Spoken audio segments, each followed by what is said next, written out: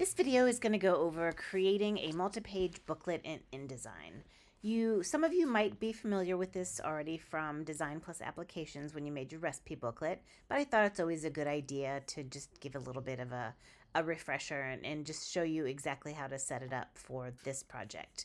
So I'm going to go to InDesign right now, and I'm going to go to New File. I'm going to make my window a little bit bigger. Let's close. Let's just make this a little bit bigger. And I have determined that I want my book to be 7 inches by 10 inches.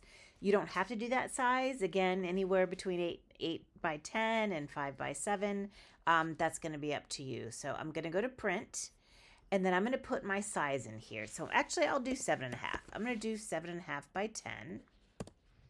And then I want my orientation to be portrait. I am going to hit facing pages. And then this is where it's important to fill in all your information. And you can change this as you design. You should really think about trying a couple different things when you start doing your sketches and initial layouts. But I know that I'm going to have 20 pages, so I'm going to put 20 in here. I'm going to start at page 1. Page 1 will be the cover. Page 20 will be the back cover. And then because my pages are 7.5 by 10, I'm going to go ahead and keep the margins at the top and inside and outside at 0.5 inches. But remember, we're going to use page numbers, and whenever you use page numbers, you want to make sure that you leave a little extra room at the bottom so that your page numbers aren't within the margins, but they're far enough away from the trim that you don't have to worry about them getting cut off. So I'm going to unlock my margins, and I'm going to make the bottom bigger. I'm going to make the bottom, let's say, 1 inch. You definitely want to use your bleed, so definitely put the 0.125 bleed. It's always good practice to use it. Even if you don't have anything that hangs off of the page, set your bleed. And then I'm going to go ahead and hit create. So in my file and my pages panel, you can see that I have 20 pages here. Don't forget about your parent pages. So if you do have elements that you know you're going to have on every page, remember that you can always use your parent pages. So say I want to have, oops, that's not the shape I wanted. Say I wanted to have a shape that's like a rectangle on the top of each page.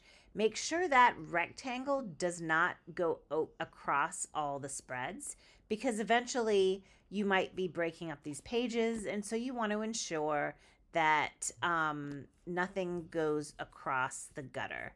And now that I have those on my pages, I can go to my pages panel, oops, and you'll see that that is on all my pages. The same thing happens with your page numbers, and this is kind of a reminder about automatic page numbers. I'm going to go ahead and bring a guide down because I want my page numbers to sit, say, right here. And then I'm going to do a text box, and I'm just going to put an A in here. And then, you'll style this however you're going to style it. And I'm just going to use whatever it is right now. I'm going to copy and paste this, and I'm going to bring it over here. And then make sure I have that guide that's on the same line. And then I'm actually going to right justify this one so that it can align to the side. And if you want, since my margin doesn't go all the way down, sometimes it's nice to have an extra guide there. And I'm going to put my A here. And then what you can do is if I select the A, I'm going to go to Type, Insert Special Character, Markers, Current Page Number. And then I'm going to go here and do the same thing. And I notice my A is not quite sitting on my baseline. There we go. I'm going to select this A, and I'm going to go Layout or Type, Insert Special Character, Markers, current page number. So now that I have that done, hopefully I did that on my master page. I did. You'll notice that now all of my page numbers correspond to the page that they're on. That being said, your cover, you don't want a page number. So remember, to unlock something from your parent page, hold down Command Shift, select it, delete. I also don't want page numbers on my table of contents. So Command Shift, select it, delete, Command Shift, select, delete, and then my last page, I don't want a page number, Shift, Command, delete. So that's that. One thing I forgot to set up is columns. I want you guys to start getting used to setting up a column structure. So I'm going to go back to my parent page and make sure I'm selecting both sides. And I'm going to go to Layout, Margins, and Columns. And I'm going to set my columns. I should have done this in the initial box, when I set up my new page, and I didn't. But just in case you didn't, this is where you set that up. And because my pages aren't very wide, they're 7.5 inches, I'm probably going to do a 4-column grid because I do know that I have a lot of different elements that are going to be on each page. I might want to align something here. I might want to align something here.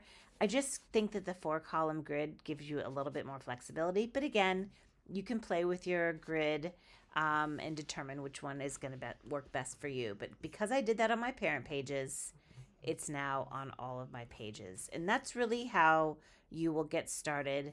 So this first page is your cover. This spread is your table of contents. And then after that, you will just do, each page will have a type term. There is no set order in which the type terms need to be in your book. You just know that each type term is going to have a spread. So that's it for now. Always make sure to do a save as and save your document based on the naming structure that I listed on the project statement. But hopefully this will help get you at least started with your document, and you'll start adding all your elements. It's always important to save, save as you go. Make sure to keep, saving your file and, so that it doesn't get lost, because you're going to have a pretty big file when you're finished with this project. If I did set up, I wanted to show you when you go to New Document where I missed the columns and I shouldn't have. You can see the columns are right here. So that's just one of those things that I didn't set up when I made my initial file. But you can always go back and set that up within your margins and columns. If you want that change to be universal for the whole document, just make sure you do that in the parent pages. Hopefully this was helpful. Email me if you have any questions, and I look forward to working on this project with you.